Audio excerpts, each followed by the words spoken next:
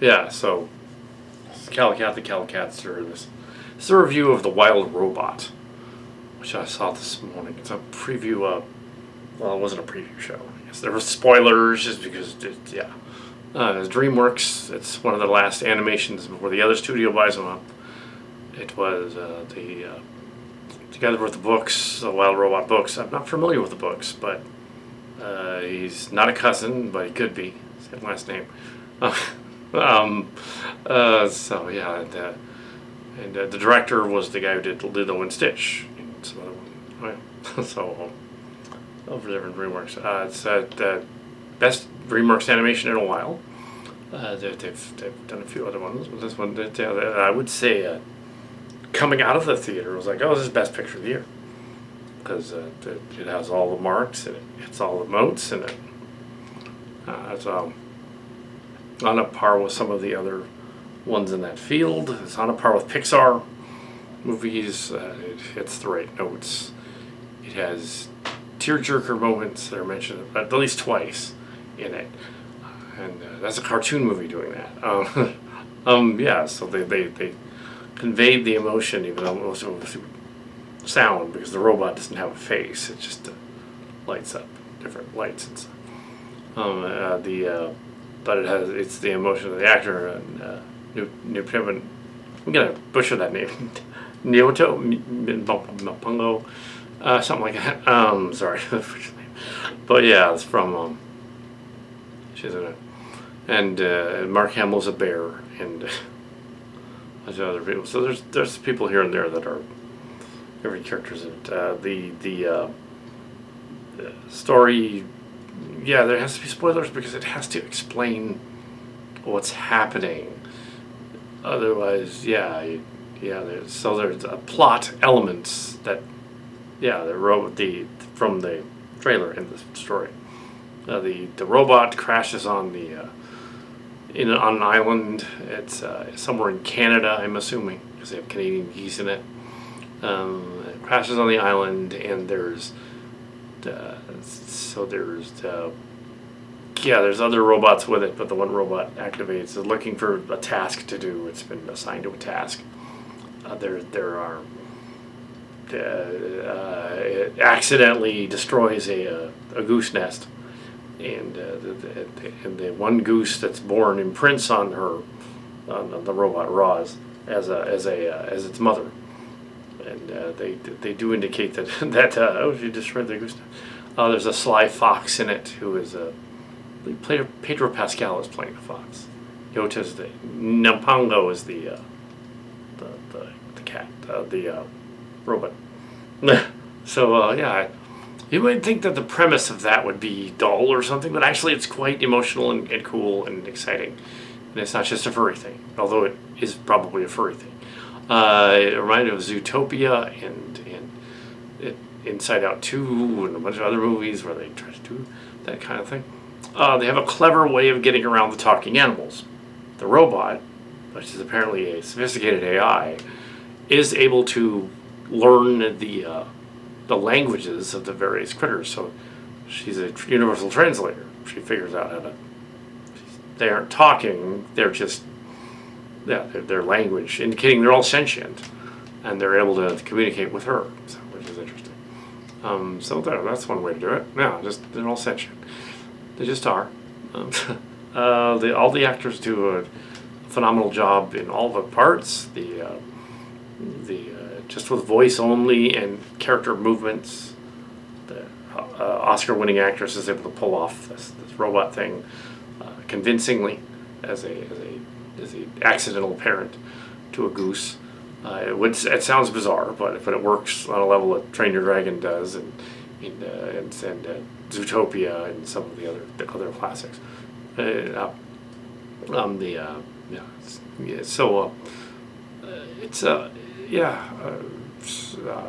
Inside Out 2 was Best Picture of the Year, but now this one is. So that's how good it is. That's pretty good of the year. I have two animated movies up for Best Picture of the Year. And actually Transformers 1 is not that bad either. People should go out and see it. It's good. It isn't the best of the year, but it's good. But this movie is. Let's keep to this movie. That we have a dynamic. It's going to raise the goose, and they discover that the goose. You kind of got spoilers just because that's what it's about. So there's a couple of seasons that it says a year and a half in it, through the story. The predators and the prey winter the storm in that bungalow they build out of wood. There's various other things. So yes, there are spoilers in this review, only because in order to explain the movie, without explaining the movie, you have to kind of say what's going on. So they have to train the goose to fly and swim. There's a lot of fun scenes. There are two good songs. There's the training montage song, and then at the end there's a good song in the end credits. So, and in the emotion of that scene, setting up the critters with human-like sentience in the story is kind of fun. You wonder what happened to the humans, and then you kind of figure it out that it's almost like WALL-E in a sense. It appears the robots like built up. They don't address that in the story really, but they kind of imply it, that the robots went nuts and wiped everybody out, and the animals are nothing left, and the robots programming was to go in and do these things. Well, apparently not the 3 Laws of Robotics by Asimov, because apparently the other ones are Predator robots. That wouldn't really. Yeah, the Rico robots that are in there. The Rico laws. Yeah, funny. Yeah, it wouldn't make sense, but yeah, the Rico laws. There is a scene they show twice in the movie of what appears to be the Golden Gate Bridge, but it's underwater and it's just sticking up the top, and there's like a whale swimming over the deck, indicating that the Earth has been water-worlded in places. All right, so this island thing could be somewhere in Sierra Nevadas or up in Canada somewhere. It's probably Canada somewhere. Yeah, they got to go for 1,000 miles to get that. So they go to the sanctuary. Do they turn around? It's not clear. There's the robot sanctuary. But it's just listed as one of them. So, the robots crashed. General Dynamics robots crashed. It's almost a WALL-E thing, yeah. It's almost a WALL-E and Weyland-Yutani and that kind of thing. But yeah, yeah. Well, that was Pixar. So, the ships and things, the visuals, they kept saying in the description that the animation was done to look like the storybook emulated. Although a lot of the emulation backgrounds were semi-realistic, so they had semi-realistic critters and backgrounds, like in The Good Dinosaur, which is not a great movie, but it's okay. I mean, cowpoke's a dinosaur in it. It's got to be good, right? We saw a preview at Disneyland in 2015. So yeah, that's not at all influenced by. Anyway, so this movie though is for kind of semi-realistic background. Yeah, so it's I would give everything away. They got to go migrate. They got to train the falcon's got to train the bird, the kid bird, Brightbill, I think, to fly south of the winter, and then they get Long Neck is the leader, and so it's like a Star Wars kind of thing. Even Mark Hamill commented on that interview. He was like, yeah, it's kind of like Star Wars, yeah. Like, oh yeah, give it away, why don't you? It's like the Jedi thing, kind of. But yes, the montage song was good. The others was good. The emotion of the family and loss and that kind of thing is in there. There's togetherness and love and that kind of thing. It has all the right buttons, and they're pushed. And they're not pushed in a way that in some of these animated movies they deliberately force you to, here's the weepy part. You gotta weep right here. This one doesn't do that. It subtly creeps up on you, and then you're like, oh, there it goes. More subtle, yeah. And it's not necessarily Yeah, it's not. It was Pixar levels though. It was as emotional as Coco in the other one, and yeah, but not as emotional as not quite as utterly destroying as Up was in the beginning. No, it's not like that.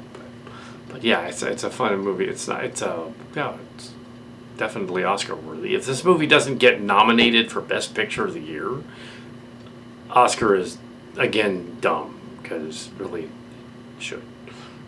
It's as good as the Disney movies from the classic from the golden era and the silver era. And it's not even Disney. It's DreamWorks. It's not Pixar. It's DreamWorks. Yeah, and it's the last one before that other studio buys them out. But yeah, they nailed the story. I understand it's a little different than the books, but the critics seem to love it, and the audience seems to love it. This was an early showing, so there weren't very many of us there. Hopefully there will be later on. But no, it seems to be making more money than the Transform one. The Transform one was trying for the emotion stuff and making the robots human. But yeah, but that's more of dramatic tension between two brothers that turn enemies. This is more like unexpected mother has to take care of kid and she rooms with a kind of an asshole character named the Fox guy, and he turns around because he has a heart of gold. It turns out he's not really, which is a little strange in that he wouldn't. Is it his nature to be like that, or is it just programmed to be like that? They kind of do that a couple times. Is their whole thing? The furries should love this. There's probably already naughty art of it. Probably is. But yeah, the Canadian geese come down here too. No, the subtlety works. The obvious stuff works. The beaver chopping up the tree is important later in the battle with the Rico robots. So everything seems to come into place. They don't miss much of it. If the robots crash in a typhoon, they have to assemble part of one to contact the station. It turns out, is the station good or evil, or what is their programming? Are they just doing what they're told to do? Are the Sentry robots just the Rico? Well, they're Sentries. The Rico robots are they evil, or are they just led by the? There's like a villain bot drone at one point, but it's not an important villain drone because it's really not about the villains. It's about people on the island who are, there's no central bad guy per se, although she kind of does a little bit of the thing toward the end. I won't give away everything. That actually works for her to do what she's doing, and there's a room for a sequel. I won't give that away. There's totally room for a sequel. But yeah, if he was adapting the books to fit his daughter's idea, I think it worked. And yeah, best picture of the year. Like the wild robot. Yeah. I don't want to give away the whole premise. How about the animation was slick and good and worked, and there wasn't any errors that I could tell. And apparently, it was meant to be in 3D as well. It was. I don't think there were any misses in it per se in terms of animation. Character, I don't think they had any problems with that. I don't want to go into the whole detail of the whole movie because it had just come out here. So I won't ramble on about other stuff like, I didn't see the previews for the other things. Yeah. And I was going to ramble about something else from the internet that was going on right now, but I'm not going to because it has nothing to do with this at all. So I'm not going to put that on there. So it's just not going to know what that's about. It has something to do with another animated movie. Had nothing to do with this. So I'm not going to talk about that. And yeah, so this is probably a quick review because the characters all worked. There was nobody that didn't. This is surprising. It's one of the better DreamWorks. How to Train Your Dragon was another one that was sort of like, that wasn't nearly as emotional though. How to Train Your Dragon movies were their own thing, and they're kind of their own thing. But they didn't have as much as a response as the robot one. They did a really good job. Yeah, and best picture of the year. Yeah. Yeah. It's probably the first 5-star movie in 5 stars.